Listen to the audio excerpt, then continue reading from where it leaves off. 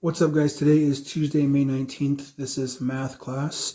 We're going to go over the answers from yesterday's multiplication problems and just make sure we're following those steps. And then we're going to jump into adding fractions, all right? Today's lesson is a little longer because there's a lot of things to consider when you're adding fractions. The most important thing is to understand that you have to get the bottom number, that's the denominator, the same. You cannot add fractions until your denominator is the same. So I'm going to show you two different methods to do that today.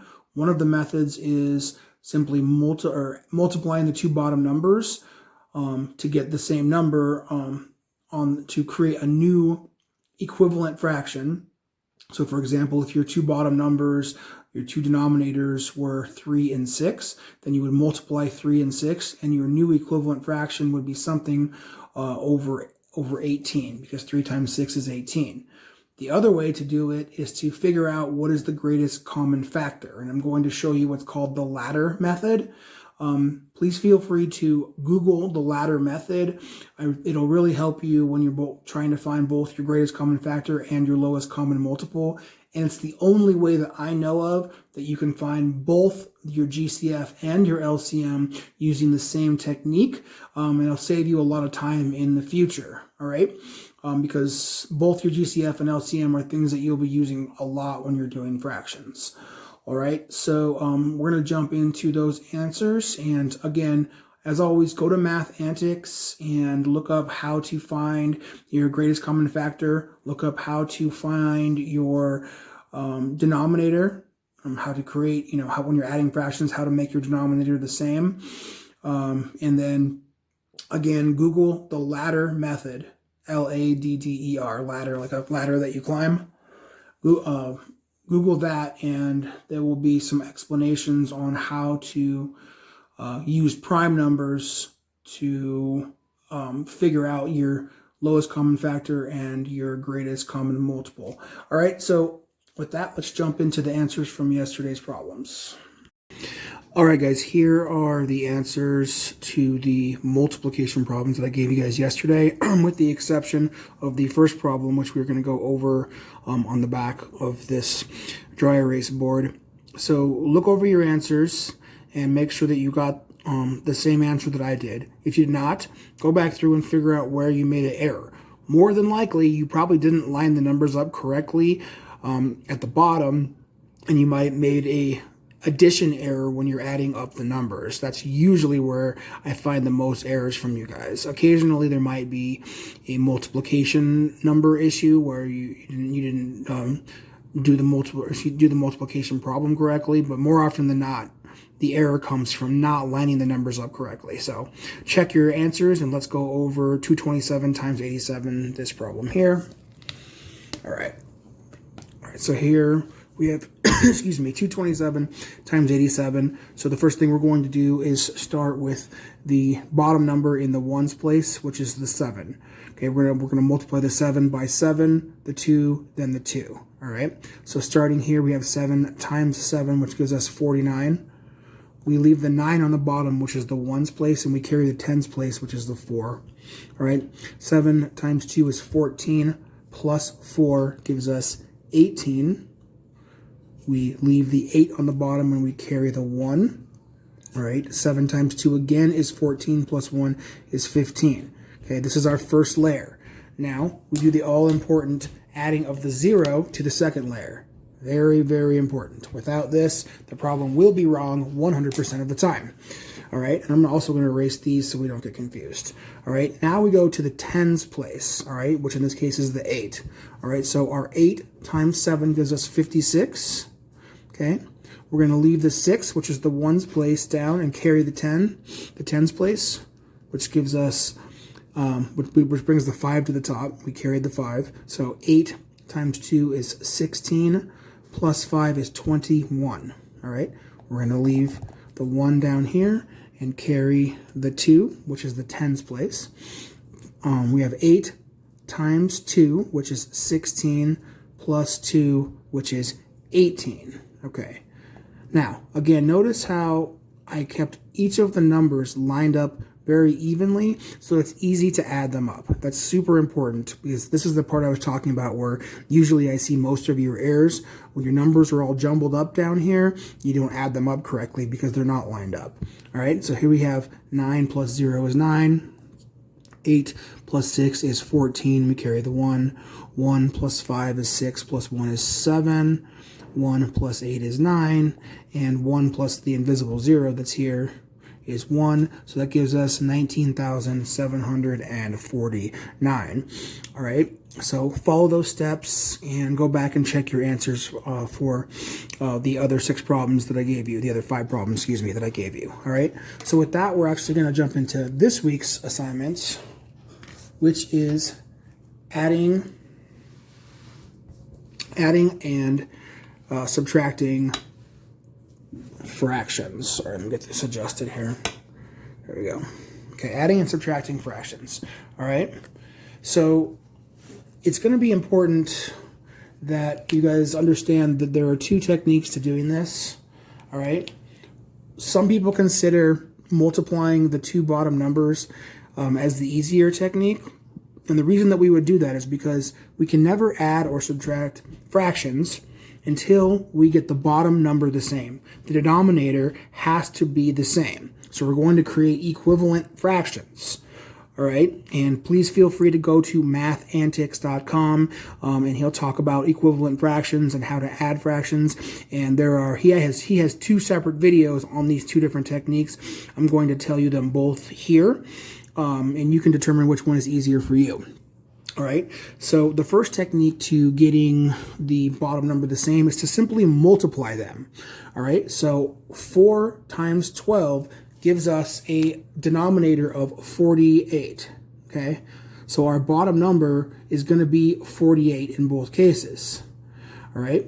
Now, you're going to see that the problem with doing it this way is that you're going to have a much larger number to add up in general than you will with the other way, all right? So we'll continue with this way. So what do we need to do here? Now, in order to get 48, we have to figure out that 4 goes into 48 12 times. So we're actually going to multiply our denominator here, this denominator, by 12.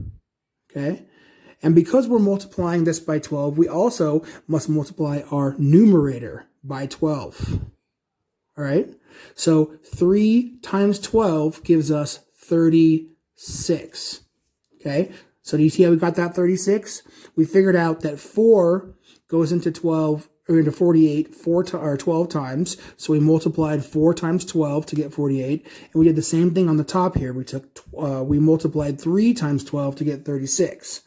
All right, so we're going to do the same thing on the other side. Now, how many times does 12 go into 48? That would be 4 times. So we're going to multiply the bottom number here by 4, which gives us 48, which means we also have to multiply the top number by 4.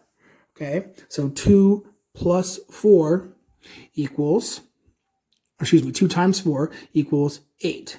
Okay, so now that's going to give us, now we can add these up. So let's see, so 36 plus 8 is going to give us 44 48ths.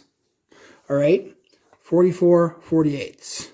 Now, we have to reduce 44 48ths down to get a smaller number, okay?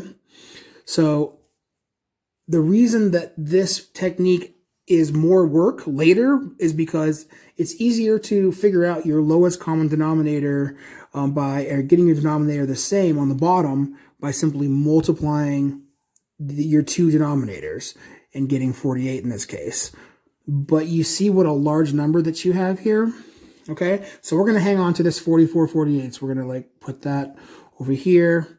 And I'm going to show you how that's the same fraction that we're going to get a much smaller equivalent fraction by doing it the other way. All right, so again, we're going to take our 2 numbers. All right, we're going to take 3/4 plus 2/12. So now we're going to do the same exact thing, except for this time, we're going to use what's called our GCF, which is our greatest common factor. Okay? Now, how do we get to our GCF? We're going to talk about that in just a moment here. But the GCF in this particular case happens to be 12. All right. Now, because of that, we can do the same thing that we did here before. We're going to go like this. And we're going to say that our denominators are both 12. All right. So in order to get these to be both 12, we have to multiply the top and the bottom. So 4 times what equals 12? That would be 4 times 3. Okay, because 4 times 3 equals 12. Now, since we did 4 times 3 on the bottom, we also have to do 4. We also have to multiply the top by 3. 3 times 3 is 9. So we have 9 twelfths. Okay, and once again, we're going to do the same thing over here. Now, 12 goes into itself one time. So all you have to do is multiply that by 1, which is still 12, which means you also multiply 2 by 1, which is still 2. So what do we end up getting here? We have 9 plus 2 equals 11 twelfths. Okay, now here's the thing. 11 twelfths is the same fraction as 44 48ths. Okay, and in order to figure out how to do that, we have to reduce 44 48ths, which means we have to find the lowest common multiple of both of these numbers, which happens to be 4, and we divide them by these numbers, because as you can see here, 4 divided by 44 is 11, and 4 divided by 48 is 12. So 44 48ths, if divided by the top and the bottom are both divided by 4, equals 11 twelfths. All right, so that's the two different ways to do it. All right, so if you prefer to multiply the two denominators, you can do it that way. But for me, I think it's easier to use this to find out the greatest common factor and the lowest common multiple. All right, so let's talk about how to do that really quickly. All right, so I'm just going to leave the original problem up here like this. So there's a lot of busyness on our screen there. Okay, so check this out, guys. This is a trick. This is called the ladder technique. All right, and the ladder technique helps us to figure out how to have the lowest common factor. Okay, the lowest common factor. How to determine it when we are trying to get the denominators the same. All right, so in this case, if you notice here, we have 3/4 plus 2 twelfths, and I put a 4 and a 12 in here because that 4 and that 12 equal the same number. All right, and what I did was I took the lowest prime number possible and I put it on the outside of the ladder. So I'll just redraw it for you here. Okay, so here I took the 4 and the 12 and I drew the ladder around it. Then I took this 2 and I put it on the outside. The reason I did that is because this 2 is the prime number, the smallest prime number that can go into both 4 and 12. So I'm going to divide. 2 goes into 4 2 times, okay? And 2 goes into 12 6 times. Now I'm going to use the same method again. I'm going to figure out what is the smallest prime number that goes into both 2 and 6. In this case, again, it is 2. 2 goes into 2 1 time, and 2 goes into 6 3 times. All right, so now we have all prime numbers along the bottom. Okay, that's important. We have to have all prime numbers along the bottom. So in order to figure out our GCF, we multiply, that's our greatest common factor, we multiply all the outside numbers. So 2 times 2 is 4, times 1 is still 4, times 3 equals 12. Okay, and to figure out our lowest common multiple, which you use to reduce, you can multiply the two outside numbers and don't do those two. So it's just 2 times 2 equals 4.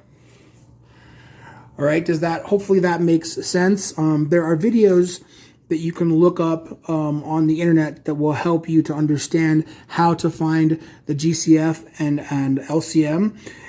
But this is the only technique that I know of that you can figure out both the greatest common factor and the lowest common multiple using the same technique. So just look up the ladder technique when you guys Google it, and that'll help you. All right, so for moving forward, I'm going to use the ladder technique to help you guys, guide you guys through the answers. So let's go over another problem, okay? All right, so there we go. Let's take 3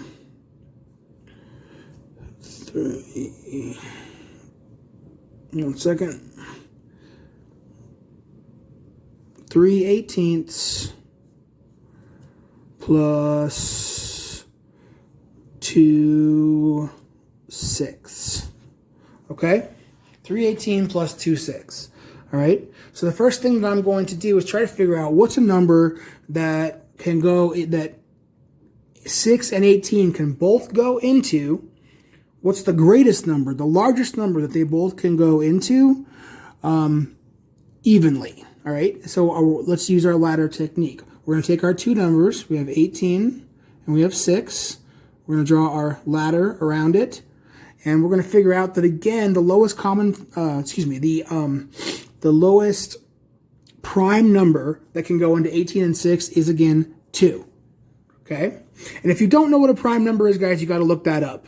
All right, so it's any number that can only be divided into 1 or itself. 2 is the exception. So I'm not going to get into that, but Google what a prime number is if you don't already know. All right, so 2 can go into 18 9 times, and 2 can go into 6 3 times. So again, we're going to make a new ladder. Now, what is the smallest prime number that can go into 9 and 3? That would be 3. Okay, and that's not including 1, guys.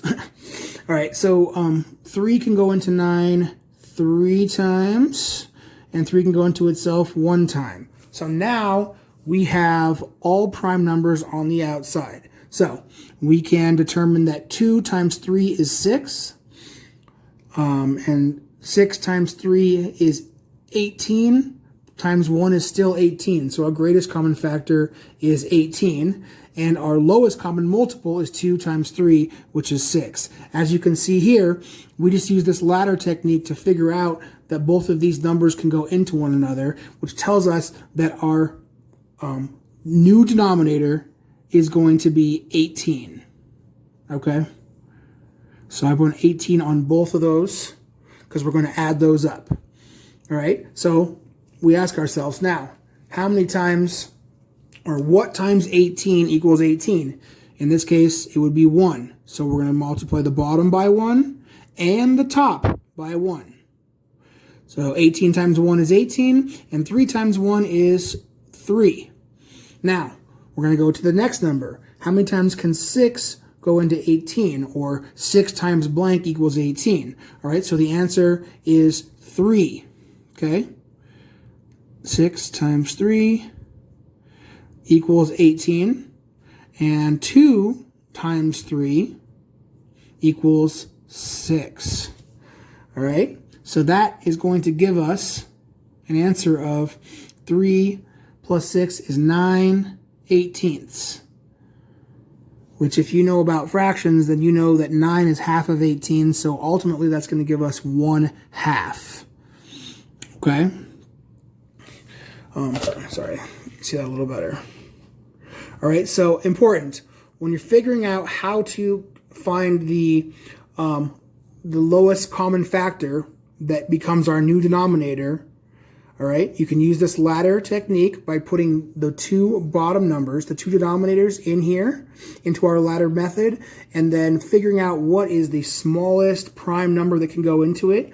You divide that prime number into it. For example, 2 can go into 18 9 times. And you keep doing that until all of your bottom numbers here are prime. That gives you, in this case, 18, which tells you what your new denominator is going to be.